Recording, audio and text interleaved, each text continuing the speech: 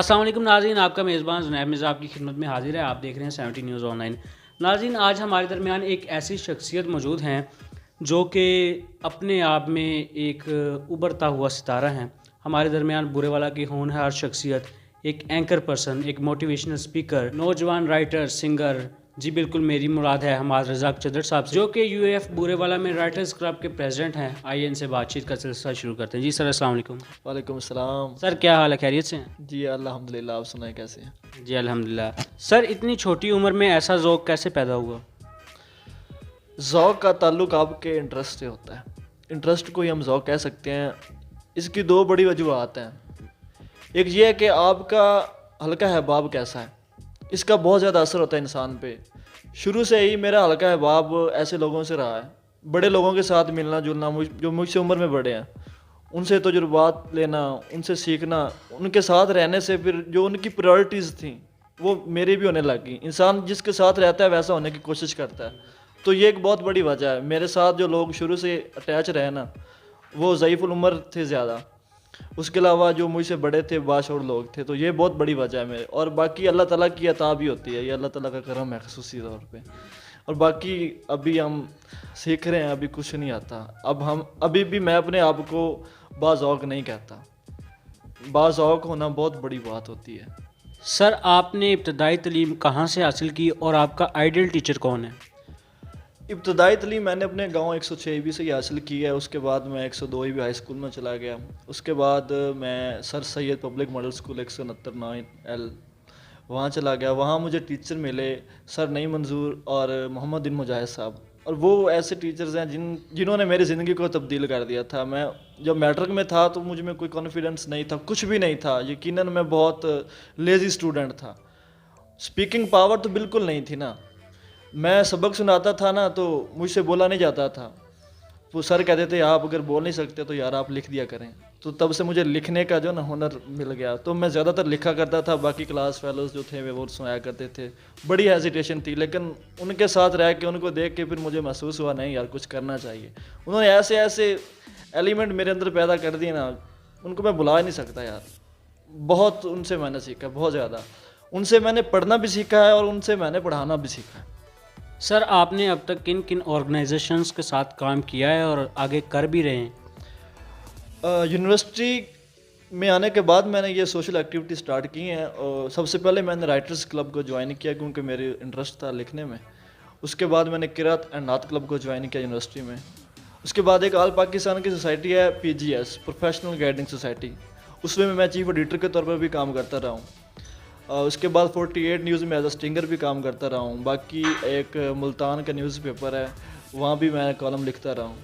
तो ये चीज़ें हैं। बाकी छोटी मोटी ऑर्गेनाइजेशन जो हमारे एरिया में है, जैसे कि ग्लोबल यूथ ऑर्गेनाइजेशन है, ये काफ़ी अच्छा काम है उनका, उनके साथ भी बहुत काम कर रहा हूँ। हमारे बुखारी साहब बड़े, उनसे भी मैंने सोशल एक्टिविटी बहुत कुछ सीखा। सर आप वॉइस ओवर कर रहे हैं तो मुख्तलिफ लहजे किस तरह पैदा करते हैं? ये बहुत बड़ा आर्ट है वॉइस ओवर का। हमने अपने आप को कई रंगों में डालना होता है। जब मैं शायरी पढ़ता हूँ ना तो पहले फीलिंग लानी पड़ती है। शायर का लहजा कुछ और होता है, बाज़ुबान शायर अंदाज़ और होता है। हमने अपने अंदाज से पढ़ना होता है। तो मैं पहले अपने आप को सैड करता हूँ। मैं वो वाक़यात याद करता हूँ जिनसे मैं काफ़ी अफसरदा हुआ। जब वो वाक़यात मेरे जहन में तारी हो जाते हैं ना, तो फिर जो आवाज़ निकलती है ना, वो वाकई बड़ी अफसरदा होती है और मज़ा आता है उसके बाद सुनने का। तो पहले फीलिंग लानी पड़ती है अपने अंदर ना, उसके बाद वॉइस ओवर आर्टिस्ट बंदा बनता है। अब कुछ वॉइस ओवर होते हैं जो सैड होते हैं, कुछ वॉइस ओवर ऐसे होते हैं जो फास्ट होते हैं, जैसे कमर्शियल होते हैं। तो कमर्शियल के लिए कोई फीलिंग इतनी ज़्यादा नहीं ज़रूरी होती। पोइट्री बहुत मुश्किल है। हमाद भाई आपका अदबी ज़ौक़ काफ़ी ज़्यादा है, तो किन किन शोरा से आप मुतासर हैं? शुरा की बात करते हैं तो कुछ शुरा तो बहुत मशहूर है जिनसे हर कोई मुतासर है। इकबाल है, गालिब है, हाली हैं, तो ये तो हैं ही। लेकिन दौरे हाज़िर की अगर बात करता हूँ तो सबसे पहले जिनसे मैं मुतासर हुआ ना, वो मुबश्शिर सईद साहब हैं। उनसे मिलकर उनके साथ महफ़िल गुफ्तगू होना, मुझे महसूस हुआ कि यार शायरी बहुत कमाल चीज़ है। एक शायर कैसा होता है, उनके साथ जब बंदा बैठता है ना तो इंसान महसूस करता है एक सुकून होता है, वो मुझे वहाँ से मिला। उसके बाद मैं इस फील्ड में जैसे इन हुआ, उसके बाद ज़हीम रशीद साहब बुरे वाले थे, उनके साथ तो फिर क्या ही बात है, उनसे बहुत कुछ सीखा है। अमजद खान तजवाना साहब हैं, विहाड़ी से नदीम बाबा साहब, और फैसलाबाद से अंजम सलीमी साहब हैं। तो इन लोगों के साथ, इनसे मैं बहुत मुतासर हूँ। उज़मा तूर हैं लाहौर से, उनसे मैं बहुत मुतासर हूँ। तो ये लोग हैं जो मेरे हल्का अहबाब में हैं और ये मेरा सरमाया है। उसके बाद खलीलुर रहमान कमर साहब स्टोरी के लिहाज से, उनसे बहुत मुतासर हूँ मैं। आजकल उनके साथ काफ़ी मेरे हैं ताल्लुकात और उनके से सीखने की कोशिशें जा रही हैं, क्योंकि नेक्स्ट जो मैं करने जा रहा हूँ वो मैं ड्रामा लिख रहा हूँ एक, और इंशाल्लाह बहुत जल्द आपकी टीवी स्क्रीन पे किसी चैनल पे आने वाला है। सर आप हमारे नाज़रीन को कोई गज़ल ही सुना दें। हाँ, मैं अभी अपनी मेरी काफ़ी लिखी हुई हैं, लेकिन उनमें कुछ गलतियां हैं जो उसको इम्प्रूव करने के बाद इंशाल्लाह पब्लिश करेंगे। मैं इंतखाब सुना सकता हूँ, मुबशर सही साहब से आगाज़ करते हैं। दश्ते हिजरान से मोहब्बत को निभाते हुए हम, खाक होते हैं मियाँ खाक उड़ाते हुए हम, एक जब आलम हैरत में चले जाते हैं, तेरी आवाज में आवाज मिलाते हुए हम, सूरत हाल को रंजूर बनाने वाले, सूरत हाल को रंजूर बनाने वाले, कैसे लगते हैं तुझे रंज मनाते हुए हम, साहिबे कश्फ परिंदों की कहानी कहकर, साहिबे कश्फ परिंदों की कहानी कहकर, सो गए आप दरख्तों को सुलाते हुए हम, याद है तुझको मेरी रूह में बसते हुए शख्स,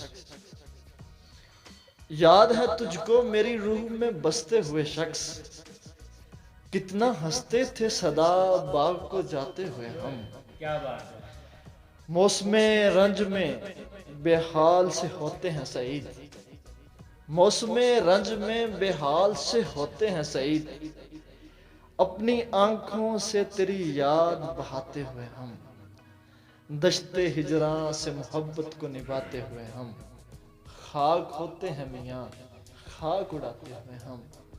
अच्छा सर, इस उम्र में स्टूडेंट्स किस तरह कॉन्फिडेंस हासिल करें, वो किस तरह अपने पहचान करें कि मेरा अंदर का करैक्टर क्या है? ये सवाल बहुत अच्छा है, मुझे बहुत पसंद है। कॉन्फिडेंस एक ऐसी चीज़ है जिसकी ज़रूरत बहुत ही ज़्यादा है और हमारे स्टूडेंट्स को इसकी अहमियत का अंदाज़ा नहीं है। जब ये मार्केट में जाएंगे ना, उनको पता लगेगा कॉन्फिडेंस कितना काम आता है। हम पढ़ लेते हैं, हम ग्रेड ले लेते हैं, जब तक हम अपनी बात को डिलीवर ही नहीं कर पाएंगे, जब तक हम इंटरव्यू पैनल में आंखों से आंखें डाल के बात ही नहीं कर पाएंगे, तो फ़ायदा नहीं है आपकी उस डिग्री का। बाज़ दफ़ा ऐसा होता है कि आपका कॉन्फिडेंस जो होता है वो आपकी डिग्री से ज़्यादा आगे चला जाता है। दुनिया में जितने भी कामयाब लोग हैं ना, उनमें एक चीज़ कॉमन है कि वो कॉन्फिडेंट थे। अब कॉन्फिडेंस का ताल्लुक सिर्फ बोलने से नहीं है। कुछ लोग समझते हैं कि जो बोलना होता है वही कॉन्फिडेंस होता है। नहीं, बोलने से ताल्लुक नहीं होता। कॉन्फिडेंस होता है आप अपनी बात पे किस हद तक डटे रहते हैं। आप में थिंकिंग पावर तो होनी ही चाहिए, लेकिन आप में प्रॉब्लम सॉल्विंग पावर कितनी है, आप डिसीजन कैसे लेती हैं, आप अपने डिसीजन पे पुख्ता क्या कितने हैं, ये चीज़ें आती हैं कॉन्फिडेंस के अंदर। उसके अलावा एक लोग होते हैं कुछ ओवर कॉन्फिडेंट। ओवर कॉन्फिडेंस वो लोग होते हैं जिनके पास कुछ होता नहीं है लेकिन वो उस बयान कर रहे होते हैं। ये भी बड़ी बीमारी है और ये लोग ज़िंदगी में ख़ता खा जाते हैं। जो बंदा कॉन्फिडेंट होता है ना, उसके पास बैठने से आप अपने आप में भी कॉन्फिडेंस फील करते हैं, और जिस बंदे के पास बैठ के आप अपने आप में मिनॉरिटी फील करते हैं ना, तो वो बंदा ओवर कॉन्फिडेंट होता है। जब आप अपने आप को एहसास कमजोरी का शिकार होता महसूस करते हैं ना, तो इसका मतलब ये है कि जो बंदा आपके पास बैठा है ना, वो ओवर कॉन्फिडेंट है। ये भी एक निशानी होती है। और कॉन्फिडेंस बिल्ड करने के काफ़ी तरीक़ाकार हैं। सबसे पहले हमारे वालिदैन को सोचना चाहिए। बच्चे की पहली जो दरसगाह है वो उसकी वालिदा है। ये जब बच्चा पैदा होता है ना, उसके बाद उसको इन्वायरमेंट ऐसा मिलना चाहिए, उसको छोटे छोटे टास्क देने चाहिए। जब बच्चे को छोटे छोटे टास्क मिलते हैं, उसको शाबाशी का ऑक्सीजन मिलता है ना, तो बच्चा फिर अपने आप में कॉन्फिडेंस फील करता है, तो खुशी होती है, यार मुझे शाबाशी मिली, फिर वो और करता है। हमारे यहाँ क्या है, हम बच्चे को डांट देते हैं, हम बच्चे का मजाक बनाते हैं। जब बच्चों का मजाक बनाया जाता है, बच्चों को डांटा जाता है, तो उनमें जो ये ऐसी स्किल्स होती हैं ना, वो दब जाती हैं। तो बच्चों को शाबाशी वाला ऑक्सीजन दें और छोटे छोटे काम करवाएं छोटी उम्र में, तो फिर वो बड़े बड़े काम करने में कॉन्फिडेंट होंगे। अच्छा हमाद भाई, हमने आपको अक्सर गैर हमनसाबी सरगर्मियाँ करते हुए देखा है, तो इसके क्या फ़वायद है? आप लोगों को भी बहुत तलकीन करते हैं कि ये काम किया जाए। गैर हम निसाबी सरगर्मियाँ जो है ना, ये आपके तख़य्युल को उभारती हैं, आप में क्रिएटिविटी लेके आती हैं। आजकल के जो बच्चे हैं ना कॉपी पेस्ट टैलेंट पे चलते हैं, सबक क्या याद किया, पढ़ लिया, सुना दिया, डिग्री ली, चले गए। लेकिन ये जो गैर हम निसाबी सरगर्मियाँ ना, इसमें कॉपी पेस्ट वाला काम बहुत कम है। यहाँ वो बंदा ही कामयाब होता है जो एक नई चीज़ लेके आता है। इंसान अपने आप को पहचानता है इन चीज़ों से, क्योंकि गैर हम निसाबी सरगर्मियाँ जो है ना वो इंसान के जो ये खुली है ना दिमाग इसको खोल देती हैं।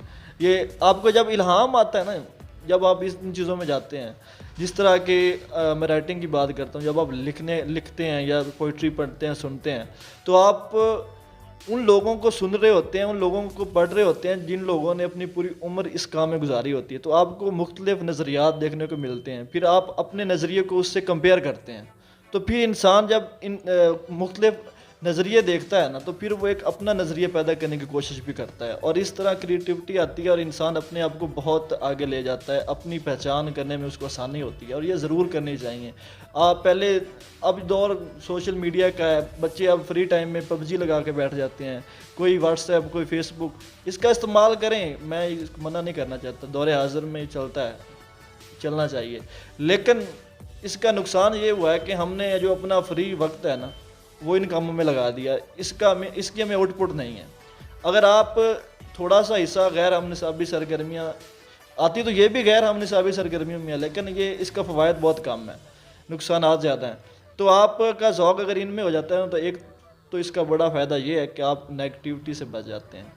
जब आपके दिमाग में इश्क़ हकीकी होगा, जब आपके दिमाग में रब की तलाश होगी ना, तो इन चीज़ों से इंसान बच जाता है फिर, ये जो इस उम्र में होती हैं। सर, हमने आपको हमेशा सिंगिंग करते देखा है, डिबेटिंग करते देखा है, राइटिंग करते देखा है, मुख्तलिफ इवेंट्स में देखा है कि आप स्पीच कर रहे हैं एज अ मोटिवेशनल स्पीकर। तो ये कहाँ से उठा के ला रहे हैं और इधर फेंक रहे हैं कैमरे के आगे? यार उठाया कहीं से नहीं है, बस शौक़ है। जब इंसान किसी फील्ड में चला जाता है ना तो फिर उसके रास्ते खुल जाते हैं। मैं ये समझता हूँ ये फ़नून लतीफ़ा जो है ना ये सब एक ही हैं। अब सिंगिंग है, डिबेट है, राइटिंग है, मुझे लगता है कि इनका बहुत ना चूली दामन का साथ है, ये बड़ी क्लोज ही हैं। मुझे शौक़ है सब कुछ करने का, पता नहीं इसको कुछ लोग मुझे कहते हैं ये गलत है कि किसी एक फील्ड को चूज़ करो, लेकिन मुझे मेरा अंदर जो है ना वो ये कहता है यार सारे काम साथ साथ चलाने चाहिए, ये सब एक ही चीज़ें हैं। तो बस निकल आता है यार, शौक़ है, निकल आता है। जब शौक़ होता है ना सब कुछ निकल आता है। जैसे आपके व्हाट्सएप से कितने मैसेज निकलते हैं, क्योंकि मैं आपको पर्सनली जानता हूँ, तो निकल आती हैं चीज़ें। अच्छा जनाब, आप एक शायर भी हैं, मोटिवेशनल स्पीकर भी हैं, तो आपके यहाँ मोहब्बत और इश्क में क्या फ़र्क है?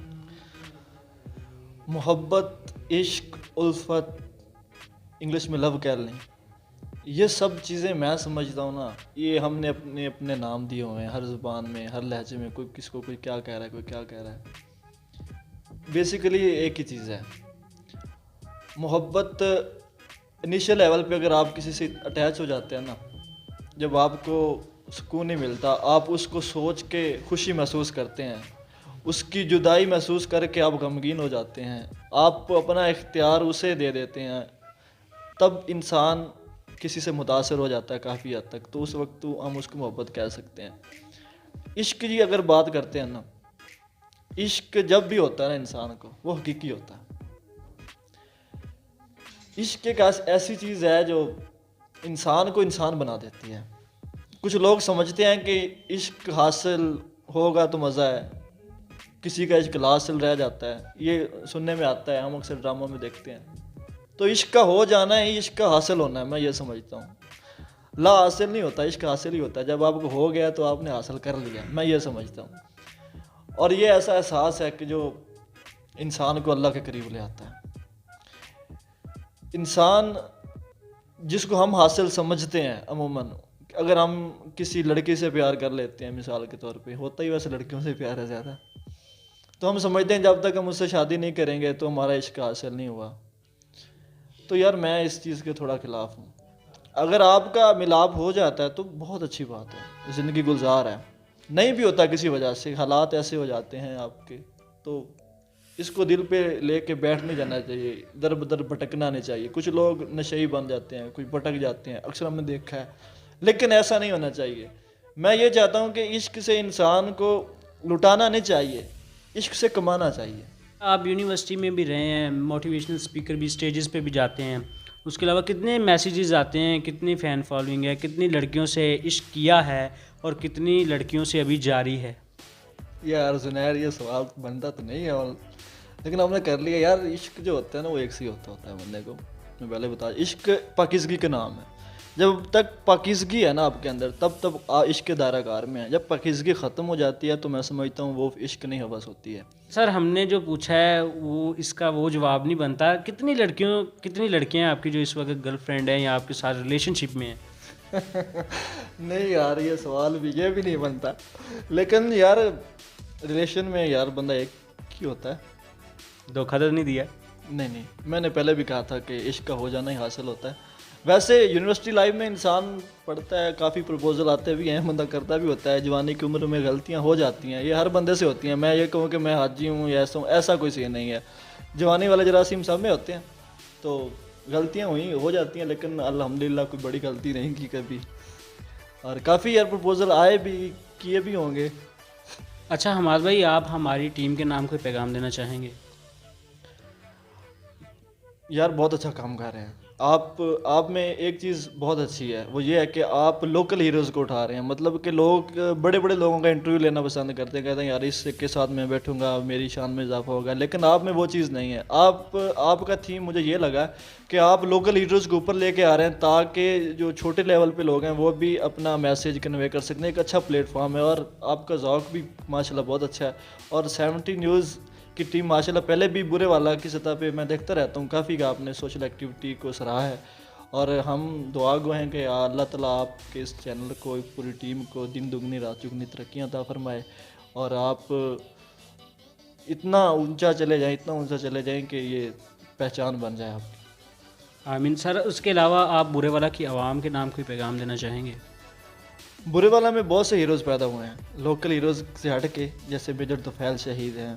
हमारे शुरा में भी बड़ा बुरे वाला का नाम है, सिटी ऑफ एजुकेशन भी कहा जाता है। काफ़ी अच्छी सतह पे लोग हैं। लेकिन अब की यूथ को भी यही पैगाम है कि इंसान दुनिया में अगर आता है ना, तो मर तो सबने जाना है। एक ज़िंदगी गुजारना होता है और एक ज़िंदगी काटना होता है। अगर हम ज़िंदगी काट लेंगे, खाएँ पिएंगे, जॉब करेंगे, मर जाएंगे, बच्चे पैदा कर देंगे, तो हमने ज़िंदगी काटी है।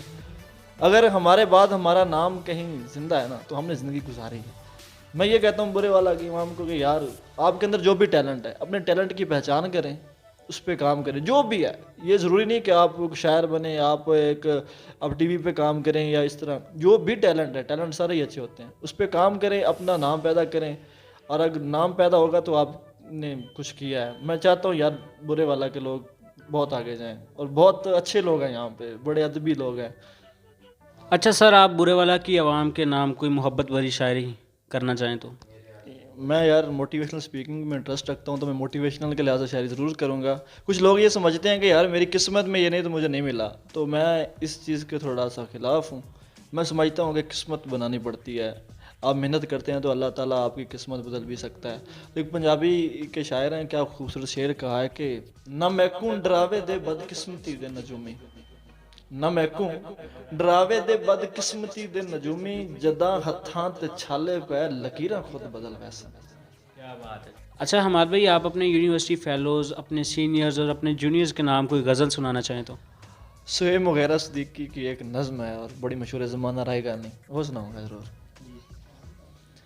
मैं कमरे में पिछले 31 दिनों से फ़कत इस हकीकत का नुकसान गिनने की कोशिश में उलझा हुआ हूँ कि तू जा चुकी है।